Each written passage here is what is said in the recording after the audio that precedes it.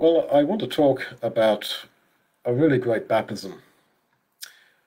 By great baptism, I mean that when you baptize someone and they die soon after you baptize them, you can count that, I think, as a great baptism because they ran their little race and they died. And this one though was not as simple as that. To get this good baptism, as it were, I had to be brought right down. And this continues the whole theme of when I'm weak, then am I strong. And but it's only when you're really brought down that God will use you. I have been disfellowshipped two on two occasions in my life, and I want to talk about one of them. And I was there, the business meeting where I was disfellowshipped. I felt it was most unjust, most wrong, but I'm not saying that I'm perfect or whatever, but quite clearly through put aside all the issues, or cosmetic issues, the essential issue was my particular understanding of baptizing folks and fellowship, etc., which was not acceptable to the more conservative brethren. Well, the whole process of it gave me a breakdown, really. Um, I'm not condemning anyone who disfellowshipped me or was involved in it. I'm just saying that that's what happened to me. And I felt totally betrayed and totally alone, that a lot of family, friends, people I'd known all my life didn't want to know me. You're not in fellowship because they said you're not in fellowship, and so you're out. And people just changed and tore up relationships of many years, of a lifetime. And there was a lot of slander going around and mud campaigns, and I just couldn't cope with it. And it had permanent effects upon me. As I say, I'm not trying to say that I'm squeaky clean, perfect, or whatever, but that's what happens when you go through that sort of experience. In the hall where I was disfellowshipped, I attended the meeting in the UK. One of the brethren who was behind it, let's say sincerely, maybe sincerely, absolutely, came up to me and said, well, you realize you won't be able to write anything, you won't be able to preach, you won't be able to baptize anybody because we've disfellowshipped you. And I thought, oh, yeah, so that's the point, right? Don't preach, don't write, don't baptize. Yep, fair enough, that's the issues that you really have. And of course I was thinking, well, of course I'm going to go on doing those things because I love God and I want to serve God. And it's a command, as far as I'm concerned, to go into the world and preach the gospel and baptize people. Well, I drove back to my parents' house where I was sleeping for the night. I wasn't living in the UK, but drove back to their place, and I went out to the ridge over up there in Sanderstead, and I looked out over the suburbs of South London where I'd grown up as a child. And of course I was crying, and I sung the Latvian national anthem. Well, I can't sing, but I did sing. Dievs svētī Latviju, like, may God bless Latvia. And I thought, well, I put my little hand in yours, God, and I don't suppose anyone wants to know me now, but I'll try and serve you. I'll try and do my best. And I went back to Latvia, and well, there was I was very broken down, very, very depressed, just nervously broken down. And I have a fear of heights. And you either understand that or you don't. What it's like to have a fear of heights. I get into panic attacks when if I'm in a position where I'm in the open air and looking down from a height. I've got to be in the open air before it happens. So when you have a panic attack, you can almost lose consciousness. Your knees literally bang together. You feel nauseous. You want to vomit. You your muscles appear very weak. And you're in a pretty bad state, and you certainly can't climb a ladder when you're having a panic attack. If you're on a ladder, you're going to fall off it. Well, I don't get panic attacks over anything else, but I have this thing about heights, and you either understand that or you don't. If you don't, well, just take it from me that some people have this, and I have it. So there I was with my dear wife, Cindy, and well, we'd got some contacts in Paris, in France, and we went there to baptize them. They were illegal migrants who live in there without documents or whatever, working on building sites, so forth. And they were living very near the Eiffel Tower, literally on a flat roof of a large apartment block. Very old tenement apartment block, but I mean, highly sought after, right there in the very centre of Paris. And they explained to me that, well, the guy who's got the apartment on the very top floor, he has actually taken over the little stairwell that goes up to the roof. He just put some wall around that, and it's all part of his apartment. So there's no access to the flat roof of this block because this guy on the top floor took that over for himself. And the only way up to the roof is by an old fire escape ladder. Goes up the side of the building.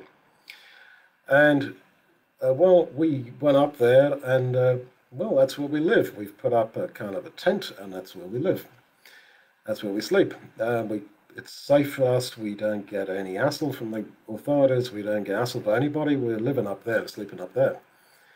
And they said we constructed a kind of a bath, and we've got water, constructed water holders and containers, and we've got a sort of a tent up there, and we've got water up there at the moment, and that's where we live. And they said the fellow in the top apartment doesn't secure his Wi-Fi, so we got Wi-Fi up there as well. They said nobody really knows we're living there. The ladder was just going up the side of this old 19th century, I guess, tenement block. And it's, well, people do occasionally look at us, but they assume that we're like maintenance people, and we go up there generally in the evenings, come down early morning, go to work, do our thing, and we just go and sleep up there. And I said, well, yeah, this is the place to do the baptism. Would you come up? Well, I got my fear of heights. My dear Cindy said, the Iranian guy said, look, I'll go first. You go in the middle, and Cindy come behind you. I mean, Cindy's smaller than me. She'd have hardly held on to me. And, well, that's a tribute to my dear Cindy, that, you know, a man needs to have a good woman behind him, and quite literally, I had the best woman behind me. Well, went up there and did the baptism. And it's quite an amazing setup they had on this flat roof. Came down again. And, well, it was quite a big setup. They had big tarpaulins up. It was quite a big setup, and I didn't actually go right inside the closed-in area. I didn't quite see what was going there.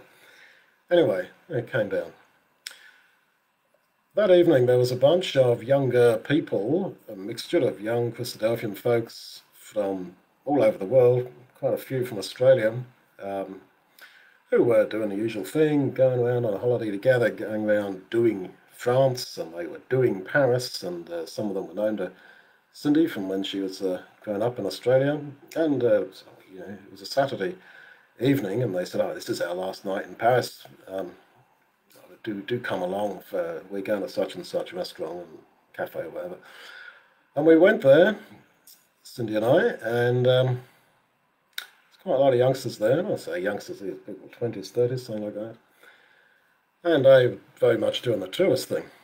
And they said, oh, well, we're going to have a break in the bread tomorrow, Sunday morning. Unfortunately, Duncan, you're very, very welcome to attend, but you couldn't take the bread and wine. Cindy can, but unfortunately, you can't take the bread and wine. And, you know, when you're weak, then you're strong. My weakness was that I was just so angry. I was so angry that they said that, and they really expected my beloved wife to not pass bread and wine to me. I was so angry. I was so furious. And well, the evening went on, and this was a fairly expensive cafe. They were all drinking too much, and I could see by the end of the evening, you're going to be drunk, a lot of you. And the alcohol was not cheap. Now, I got millions of sins in my life, millions of weaknesses. But when I was about 21, I decided I would not drink alcohol. Not because I'd been an alcoholic or had any problem with alcohol, but because I felt that in the work I do, meeting folks who drink and have got problems, I would like to say, look, I don't drink. Totally don't drink. So from about 21, I totally never touched alcohol. The only alcohol I drink is breaking of bread, a little sip of wine. That's it. Now, as I say, it doesn't mean I'm a righteous man, but that's one of my little things. And you know what it's like when you have a little thing, like that you make a point about in your own life, you find it very difficult to see other people sitting there getting drunk, basically. I also don't believe in wasting money. If I was Bill Gates, I'd still, I'd still get my shirts and my jeans secondhand. I mean, that's how I am. So I saw this money being spent and a conversation getting more and more woolly and certainly not very spiritual as the wine was going on. And yeah, you can't come tomorrow and break bread, but do come. And they're laughing and joking about, oh yeah, well we set the breaking of bread for 11. I reckon we better make that 12 noon tomorrow. And I thought, yeah, I reckon you should. Yeah, they're going to be hungover, right? It was quite clear. And I thought, how can you people sit here so pious about not breaking bread with me, but you're getting drunk? Do you not see that this is a sin? Do you not get it? Now, of course, we're all weak. We're all sinners, not least myself. And of course, I shouldn't have been angry, and I shouldn't have been so self-righteous. When you read the Gospels and the moral teaching of Jesus in the Sermon on the Mount, he hates hypocrisy and any form of spiritual superiority, that I am better than you. That you are weak and I am strong. Let me, brother, take the splinter out of your eye when you've got a plank in your own eye. No, God hates this. And this guy, whoever he is, I forget his name, and if you happen to watch this, whoever you are, I terribly apologise to you. This brother came up to me, he saw, I guess I was sitting there, out of the conversation on my own, and he said, I'll see, I'll pay, basically, I'll pay for you and Cindy. Don't worry, feel you can leave when you wish. I'll sort you out, I'll sort your bill out. Well, my bill had been for a couple of coffees and a pizza, and Cindy would have been for the pizza. I think she had a glass of wine and fruit tea, knowing Cindy, something like that. And in my heart, I was cussing this brother. I was so furious with him. Like, you're trying to be nice to me. You come out and you say you want to pay my bill, but you won't break bread with me tomorrow while you guys are all sitting here getting drunk. I would have liked to have said, guys, should we do a Bible reading? Should we do one of the daily readings? But you couldn't say that. And a bunch of people who were talking about, oh, do you remember when we were down in whatever town they'd been in the south of France? Oh, and how we got plastered, and this, that, and the other. Well, it just wasn't appropriate to say, guys, should we do a Bible reading? Not at all. So I was self-righteous. I was angry. I was cussing this poor brother who, looking back at it, I mean, the guy was a nice guy. He was trying to be nice. He was trying to be decent. Terrible. And especially, I understand that Jesus hates that sort of behavior. This is not cosmetic. It's not cosmetic sin. This is not surface level sin. God hates people when they have those attitudes. And I had all those wrong attitudes. Bang, bang, bang. So then I was. And what you do when you're in an awkward situation like that, when you're out of the party and on your own, you pick your phone up and play with your phone, right? And that's what I did. I was playing with my phone. I didn't have anything else to do. Beep, beep. Text message from the brethren on the roof. Brother Duncan, please can you come back and baptize an old man? Actually, up here in our little encampment sort of thing, we've got an old man who's dying of cancer, and we've talked to him about our baptism, and he was watching from a distance, in this under the tarpaulin, and he wants to be baptized, and he's about to die. He's last stages of cancer.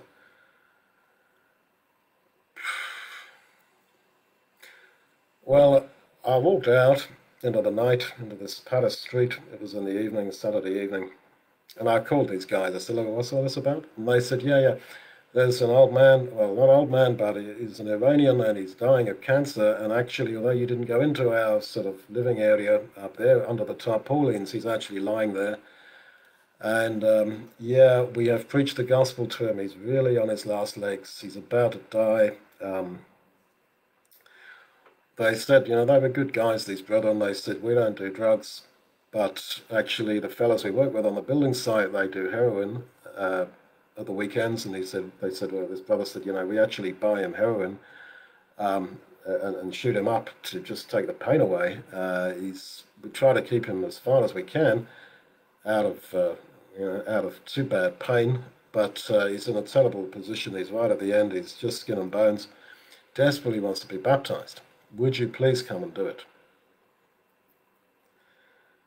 Well, I said, you can do it yourselves. Oh, no, we can't do it. You've got to do it. I try to persuade him. Look, guys, you can do it. Put him under the water. No, we can't. We're not going to do it. You must do it. Well, these Christadelphian youngsters had seen me walk out, and they saw me walk back in.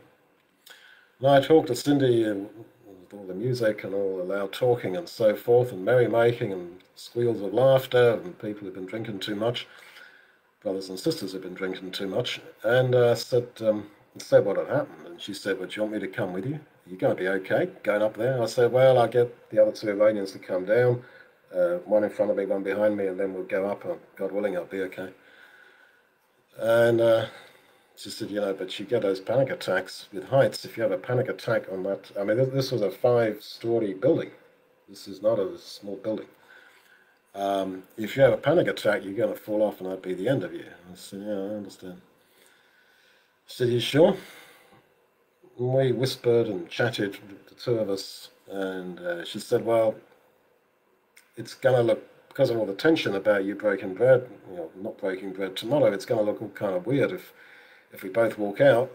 And we were desperate in those days to get back in, to be accepted by the community again, and that was very important for us. It never worked when people don't want to have you, they don't want to have you, and you can stand on your head and beg on your knees with tears coming down your cheeks and they won't have you, That's how it is with them.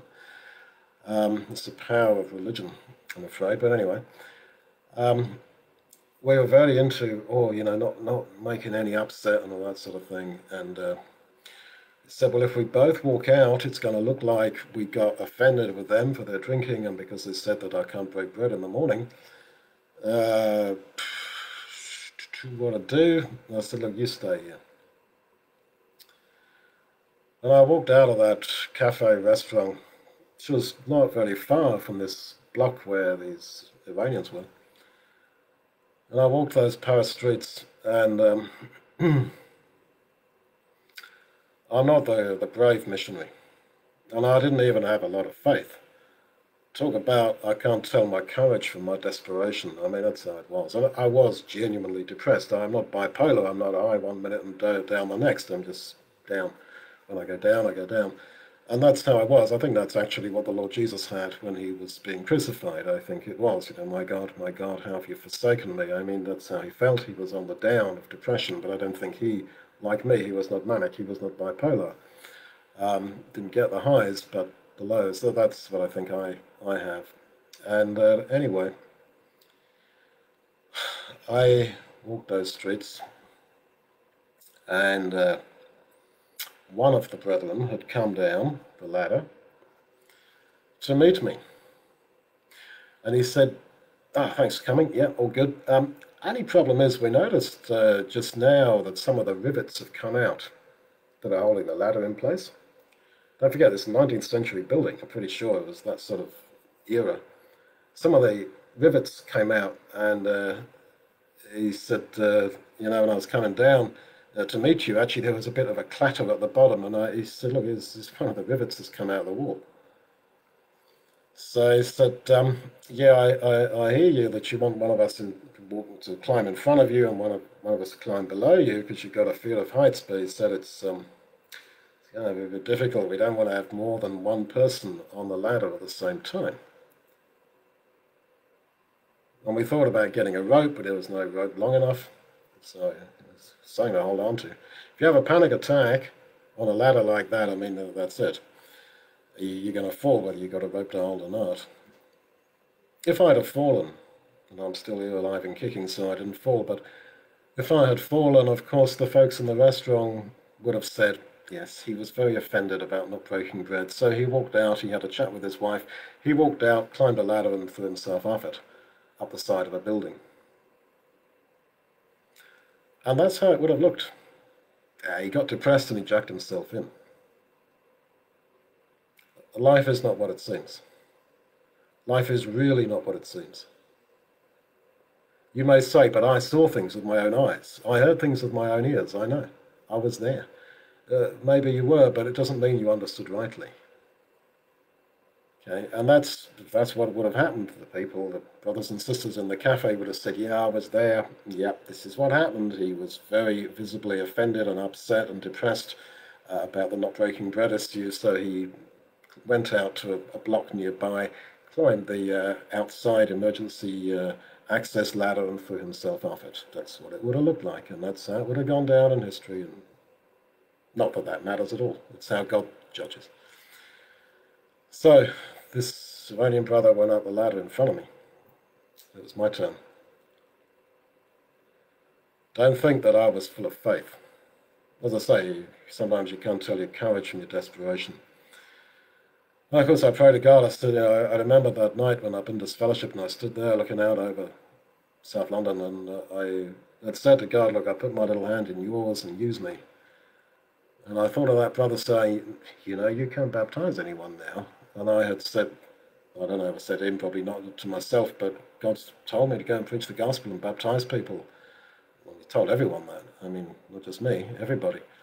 And I thought, well, here you are, Duncan. This is your time. And if you die doing what you've undertaken to spend your life doing, we'll say you do. Well, I climbed, and I was not in complete faith. I wasn't like, oh, you know, God, I'm looking forward to being in the kingdom. I'm doing your work, Jesus. You know, no, I wasn't so pious. Of course I was praying. Of course I had God and Jesus very much in my mind, but I was thinking of all sorts of things. I was thinking of George Orwell's autobiography, Down and Out in London and Paris, which I read as a teenager because I liked reading George Orwell's books, and I thought I'd read his autobiography. And I kept thinking, Down and Out in London and Paris. Yeah, that's going to be the story of Duncan Easter as well. So I wasn't so pious, I wasn't so righteous, and I'd just been so furiously angry with this poor brother who offered to pay my bill at a cafe. No human motivation is pure. That's something I learned in life, that your motivation is not completely evil even when you do bad things, and it's not completely perfect and pure when you do good things. It's all mixed. That's why you can't judge, only God will judge. So anyway, I got up the top there. There was a beautiful view over the Eiffel Tower. And I did think to take a photo, but I didn't, because I thought, no. But it was a beautiful view over the Eiffel Tower from an absolutely unique viewpoint that I don't suppose any tourist ever stood on. So anyway, so this poor man, skin and bones. And yeah, he was at the end. And they'd got this water still there and this kind of bath thing that they'd fabricated out of sheets, really. And I baptized him. And of course I asked him, do you believe the things about Jesus and the kingdom? And he said, yes, I do. And I thought of why basically I was chucked out of the group I was with. Yeah, according to them, if you have an interested contact, you should tell them to go to the local ecclesia. That's in fellowship. Well, there was no local ecclesia there. They've got to study, you know, all the doctrines and be absolutely certain and be committed to the right way of life. And I thought, well, I'm not going to give him a full-blown interview. I don't suppose he's going to pass it. But I was meant to be here. I was born for this moment, and I thought, look, he's going to die in a couple of days, well, very soon, and I might die before he does, going back down the ladder. I thought, what should I do? Meet, as it were, some random guy who wants to be baptized, desperately wants to be baptized. What was I going to say to him? So, you know, you need to study more. He wasn't going to study anymore, he's going to die. And I looked into his eyes, the dying have a haunted look to them, and he had this haunted, pleading look. And I thought of all the reasons why I'd fallen out with the brethren I fell out with, and I thought, so God's testing me here. So I baptized him. You may not agree. You may say, oh, no, you shouldn't have done it. Shouldn't baptize people. You don't know what he really believes, just as he believes in the death and resurrection of Jesus and the coming of the kingdom. No. Well, maybe I was wrong, but I don't think so. And if you'd been up on that roof, you might not have got there. If you'd been on the roof, I'd be interested to know what you would have decided. I think I had to go through the disfellowship so that I felt free. Although I was very depressed, I felt free. I thought, well, I shall do what I can for you, Jesus, and for you, Lord God. I'll do what I can. Whatever you give me to do. And that's what I'd said.